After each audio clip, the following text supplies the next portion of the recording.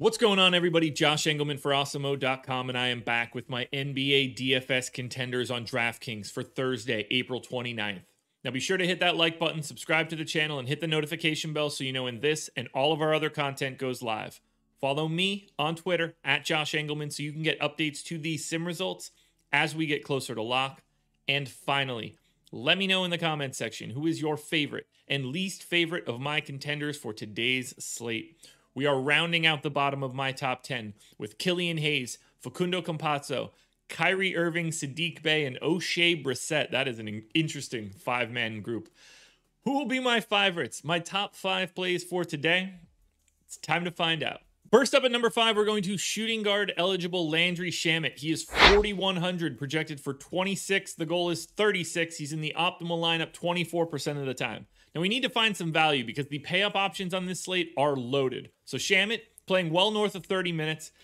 Not a great fantasy point per minute guy, but he looks pretty good on DK. I've got him at 0.8 fantasy points per minute in this spot because Indiana's defense is really bad with no Miles Turner. And it's a monstrous pace-up spot. The Pacers are incredibly fast, second fastest team in the league right now, so they gain 3.2 possessions over their average. Now, this is all scoring. You need the shot to go. 16 points, 3 boards, 2 assists, maybe a stock. You're relying on scoring, but you're really just relying on minutes. And at 4,100, these minutes come pretty cheap.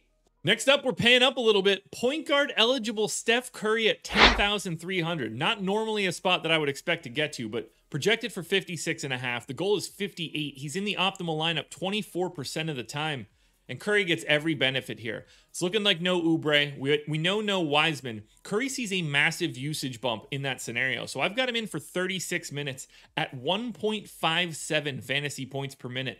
37% usage, 37 real points. Yes, 3 points shy of 40 just for the game. 6 rebounds, 5 assists, and a steal. And the best matchup you can find, really.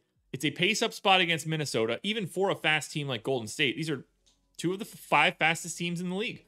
2.7 possessions over their average for Golden State, and a great matchup against the Minnesota defense that is absolutely terrible. You need Steph to score, but you will find very little other chances for Steph to score as easily as he can against the Minnesota Timberwolves. Welcome back to this number 3 contender. That's small forward eligible Kent Bazemore, making his way back off the health and safety protocols list at just 3,900. And I'm expecting him to go straight back into the starting lineup with no Oubre. 26 fantasy point projection. The goal's 36. He's in the optimal lineup 25% of the time. He just makes it easier to pay up elsewhere. I gave him 30 minutes at 0.86 fantasy points per minute. And he'll do a little bit of everything. 12 points, 5 boards, 2 assists, a steal and a half, close to a block. Same matchup for Curry. Pace up spot, bad defense, checks off all the boxes. But really, all that matters here is that Bazemore is back. He should play 30 or more minutes, and he's less than 4K. Now at number 2, we are going to center eligible only WILLY HERNANGOMEZ. He's 4,100, projected for 29. The goal's 36. He's in the optimal lineup 27% of the time.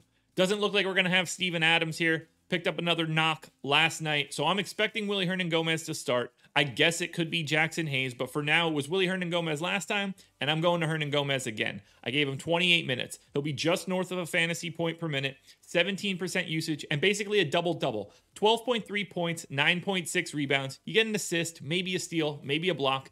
Pace-up spot against Oklahoma City, and obviously Oklahoma City is not very good. They are tanking with incredible gusto, so this spot looks good. WILLY HERNANGOMEZ is a really talented offensive player, and I don't think that Moses Brown or Tony Bradley or Isaiah Roby are the type of guy that are going to be slowing him down. So if we see that WILLY HERNANGOMEZ is starting, he's the number 2 contender. Now it is close. We've got a WILLY HERNANGOMEZ clone coming into the number 1 spot, maybe.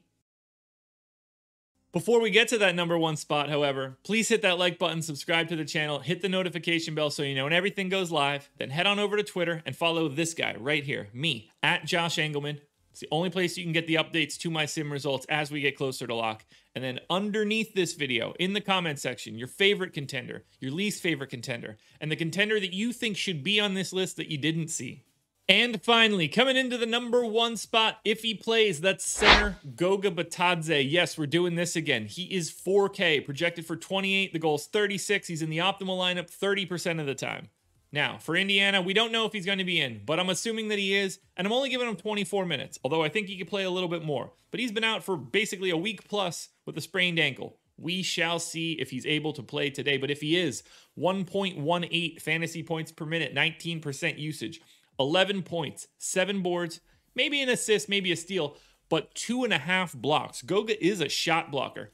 Taking on Brooklyn, and Brooklyn didn't play DeAndre Jordan the last time out. It's possible that they would play DeAndre Jordan if Goga plays. I'm not entirely sure how they would line those minutes up, but Goga could be in a really nice spot if they're just going to Blake Griffin and to Jeff Green at the 5. But either way, Brooklyn's defense is very bad. That is an all-offense team. Indiana plays quick. Brooklyn plays relatively quick. It's pace neutral for Indiana, but that's more than okay. This is a fast-paced game, and if Goga is finally back, he's the best value on the slate and the #1 contender. Alrighty, folks, that will do it. Those are my NBA DFS contenders on DraftKings for Thursday, April 29th.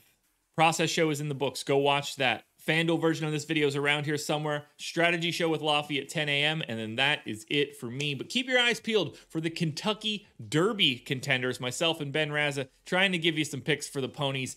You should listen to Ben. You shouldn't listen to me. I don't know anything about horse racing, but I do know, spoiler alert, Soup and Sandwich is my horse for this Saturday's race. Keep your eyes peeled for that. Good luck tonight, everybody. We are closing out the work week strong tomorrow with the final edition of the week of the Contenders.